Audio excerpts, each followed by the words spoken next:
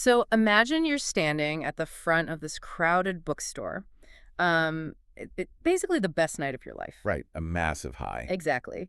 You're a debut author. You just sold an incredible, I think it was 116 copies of your very first novel. Hmm. And you're riding this wave of validation after years of solitary, grueling work. But then you look at the very last person waiting in line, and he isn't a fan. No, he's a predator looking for a target. Yeah. Today, we are taking a deep dive into Nora Roberts' gripping thriller novel, The Final Target, to really explore this chilling intersection of human behavior. Such a heavy, fascinating text. It really is. We are going to map out the anatomy of obsession, examine the just profound psychological toll of having your personal sanctuary violated, and ultimately we'll break down the mechanics of how a person takes back their life after trauma. Which is something we all grapple with on some level, right? We all crave a safe space, a physical and mental sanctuary. Right. And what happens when that's taken from you? How do you rebuild your boundaries without, just walling yourself off from love and community? It's the core question of the story. And the contrast introduced right at the beginning of the source material really sets the thematic foundation for everything that follows. Because we're looking at two fundamentally opposing forces here. Exactly. On one side, we have earned success, which is embodied by the protagonist, Arden Bowie. She is a 24-year-old orphan who lost her parents in a horrific car crash a decade earlier. Oh, wow. Yeah.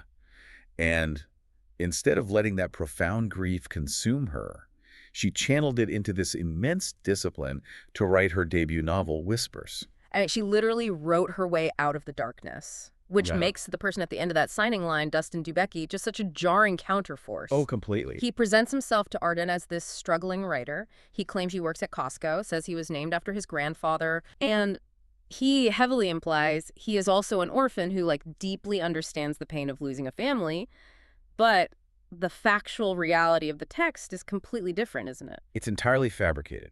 Dustin is actually a wealthy, entitled trust fund kid.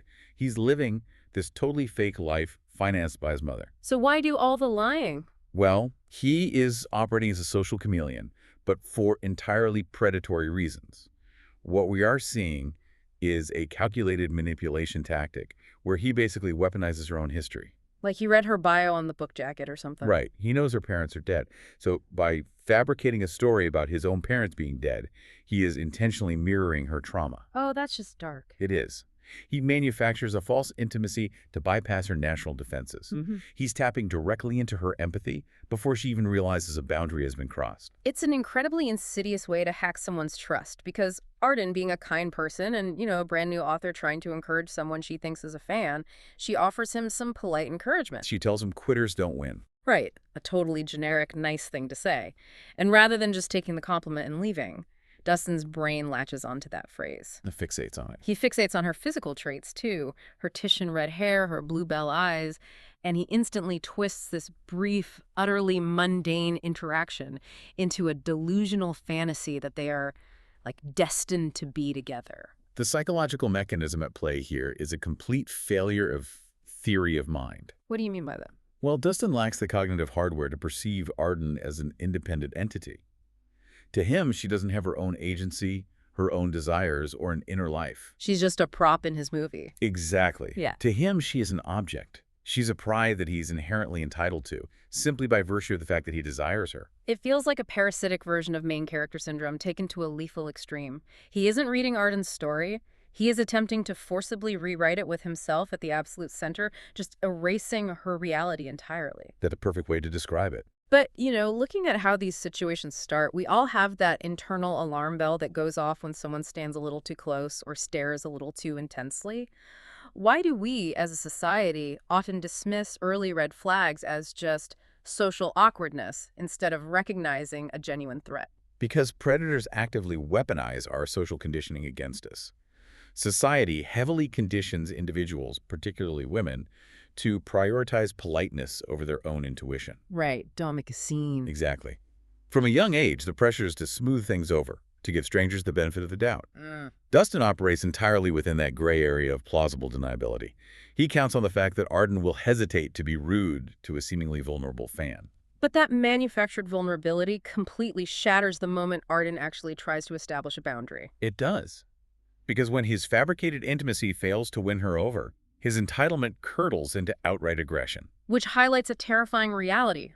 When a stalker or predator is denied their prize, the goal rapidly shifts from winning affection to asserting dominance. And we see the ultimate expression of that dominance when Dustin decides to violate the one place she feels safe, her apartment. The break-in. Yeah. The break-in marks a severe escalation in his pathology. But the manner in which he violates her space is highly unusual. Because he doesn't take the normal stuff. Right. A typical burglar is driven by financial gain. They look for electronics, jewelry, items that can be quickly liquidated.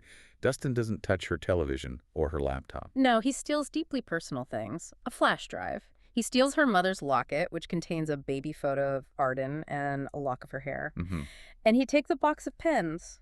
Like, just a box of pens. I want to ask you about this because the theft of a simple box of pens and a sentimental piece of jewelry feels infinitely more chilling than if he had backed a moving truck up and emptied her living room. Why is that? The terror stems from the concept of psychological territoriality. Home is the only environment where humans can completely lower their social masks and let their nervous systems down-regulate. Right, it's your ultimate safe zone. Exactly. Dustin isn't stealing wealth. He is attempting to consume her identity. Think about the specific items. A pen is a tool of translation. It takes the internal mind and makes it external. Wow, okay. By stealing the pens, the very tools she uses to create her art and her livelihood, and the locket that represents her lineage, he is symbolically trying to commandeer her essence. And then he takes those items back to his own apartment to build this horrifying tableau. The shrine. Yeah, the shrine. He uses her stolen candles and perfume. Then he uses one of her stolen pens to forge an inscription in a copy of her book. He literally mimics her handwriting. He writes, "To Dustin, the only man I've ever loved or ever will love." He is forcibly writing the reality he demands. It is an attempt to bend the physical world to match his internal delusion. Which is terrifying. And when his fantasy reality ultimately collides with actual reality, when she continues to reject him, he decides she must be punished for breaking the script he wrote for her. So he breaks into her apartment a second time, but this time she is home. He physically assaults her. He chokes her, attempting to permanently silence the voice he couldn't control. She fights back aggressively, and thankfully, her neighbor hears the commotion and intervenes, saving her life. It's a horrifying ordeal. And Dustin is apprehended. But the narrative doesn't offer a neat resolution here, does it? The systemic failure just compounds the trauma. Because Dustin doesn't go to prison. No. His wealthy mother, Teresa, hires an expensive legal team and orchestrates a plea deal. Dustin is institutionalized in a private psychiatric facility for 5 years. Which represents a devastating secondary trauma for Arden. Huh. The justice system, the institution designed to maintain social order and protect the vulnerable, essentially tells her that her safety is worth less than his mother's financial influence. 5 years is nothing. It's merely a temporary timeout. She knows the clock is ticking. Right. This forces Arden to confront a terrifying realization. The system cannot and will not guarantee her safety. The entire burden of survival is placed squarely on her shoulders. So she has to engineer her own recovery. Which leads to a massive geographic and psychological relocation. 4 years later, she moves 2,000 miles away to Riverbend, Oregon. A completely fresh start. She buys a house, gets a dog named Zorro, and visualizes her locked doors as an impenetrable fortress. But I want to push back on this a little bit. Does moving across the country actually cure trauma? Or is a geographic cure just a temporary Band-Aid until you do the internal work? That's a great question. In clinical psychology, relying solely on a geographic cure, the belief that changing your location magically changes your internal state, is often viewed with deep skepticism. Because you take your brain with you. Exactly. You cannot outrun your own amygdala. The trauma response travels with you. However, and this is key, geography does play a crucial mechanical role. Okay, how so? It provides the necessary physical buffer for a chronically activated nervous system to actually reset. If she had remained in Columbus, Ohio, every trip to the grocery store, every shadow in her apartment would trigger severe hypervigilance. Because the threat is still right there. Right. The body physically cannot downregulate when the threat is perceived to be in the same zip code.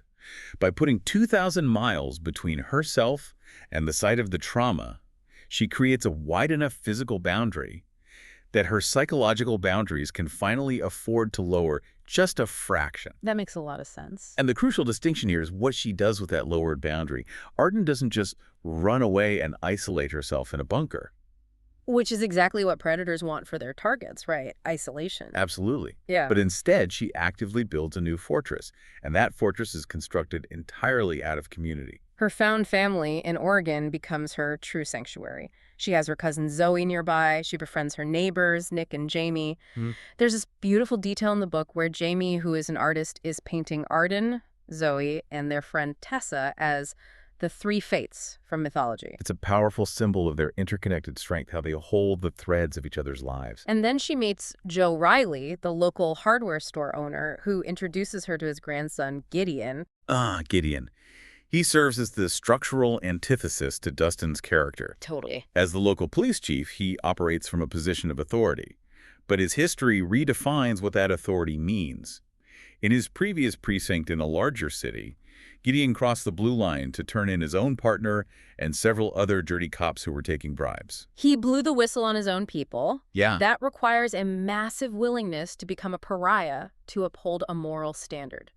It shows he is a protector who values integrity and objective truth over blind loyalty. It demonstrates that his core motivation is actual justice, not just the preservation of power.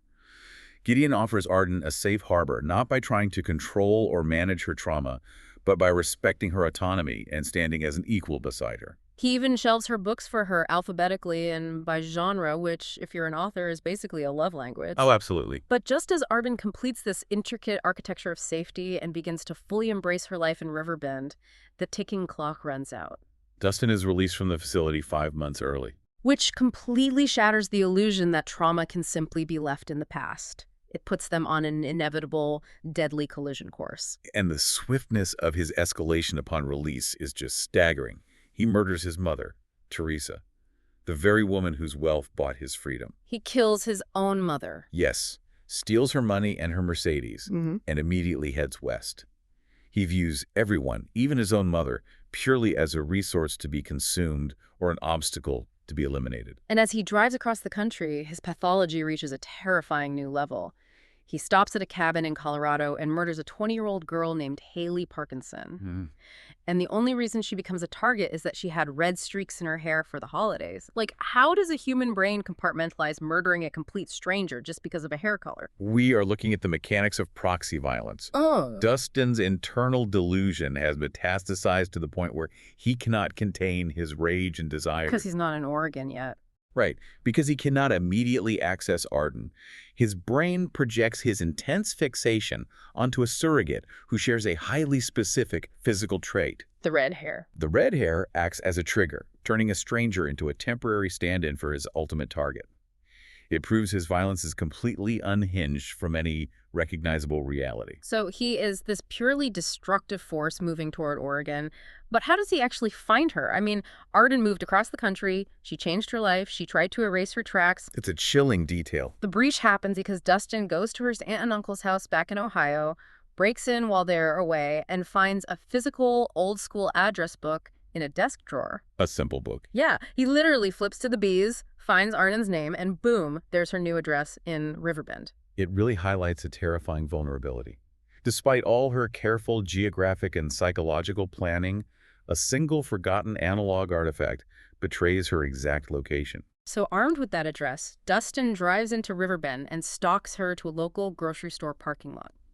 In broad daylight, he shoots at her friend Jamie, who happens to be walking nearby, grabs Arden, knocks her unconscious, and throws her into the trunk of his Mercedes. This is the moment of ultimate crisis in the narrative. The geographic buffer has failed. The physical sanctuary is breached, and she is quite literally trapped in a confined space with the source of her trauma. But the way the author handles this climax is just brilliant, because Arden wakes up in the dark in a speeding car, and she doesn't freeze. No, she doesn't. She doesn't wait to be rescued by Gideon or the police. She remembers a Christmas gift Gideon had given her just weeks prior, a Leatherman multi-tool with a tiny pink flashlight attached to it. The convergence of character detail and plot mechanics here is fascinating. It's incredible poetic justice. It's the ultimate Chekhov's multi-tool. She uses that tiny pink flashlight to locate the interior release latch of the trunk. And she knows exactly what to look for. The specific glow-in-the-dark safety features mandated in modern cars because she is a thriller writer. Right. She relies on the rigorous plot hole research she did for her own novels to figure out how to dismantle a real-life murder scenario. And the psychological shift occurring in that trunk is a profound illustration of post-traumatic growth. How so? Think about it.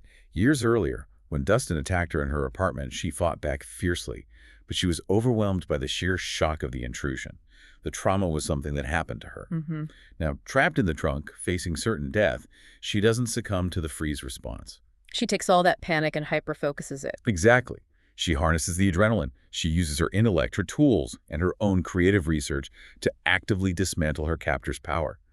By freeing herself from that trunk, she proves definitively that she is no longer a victim waiting for the justice system or a protector to save her, No, she is a survivor in total control of her own narrative. which is so empowering. She pops the trunk, she escapes, and she survives. Dustin is finally permanently stopped. Gideon and the police are right behind them, but the crucial point is that Arden had already saved herself. That is the crucial point. When we pull back and look at the entirety of The Final Target, it isn't merely a thriller about the terror of being hunted. It is a masterclass in how human connection, rigorous self-reliance, and flat-out refusing to surrender your joy are the most effective weapons against those who wish to diminish you. The foundational takeaway here is that safety is never just about a heavy deadbolt or a geographic distance. Right. True sanctuary is an active construction built through community. Arden's survival was a cumulative result of the tool Gideon gave her, the momentary distraction her friend Jamie provided in the parking lot, and the internal resilience she cultivated by surrounding herself with people who respected her autonomy. Community provides the visibility and support that predators actively try to strip away. Think about the invisible fortresses we all build, the strength required to rewrite your own story after a major setback, and the realization that the tools you need to break free, whether they're physical tools, specialized knowledge, or the people you trust, might just be the things you've been carrying with you all along. Resilience isn't something summoned out of thin air in a moment of crisis. It is a muscle meticulously built in the light through daily choices and community building, so it is fully operational when the darkness eventually comes. Beautifully said. And as we wrap up this deep dive, we're going to leave you with one final, deeply provocative concept to mull over. Let's hear it. In the novel, the ultimate breach of Arden's safety comes from a physical, old-school address book sitting in a wooden drawer. But consider the paradox of modern success in today's hyper-connected world. Right, our digital footprints. Exactly. How do artists, creators, or even everyday professionals balance the absolute necessity of being visible and accessible to the public with the terrifying vulnerability that a sprawling digital footprint creates? It's a huge dilemma. How do you remain seen and build a community without inadvertently mapping out your life for a predator? It really makes you wonder, when we constantly update our locations and share our lives online, are we building a bridge to the world, or are we just leaving the front door wide open?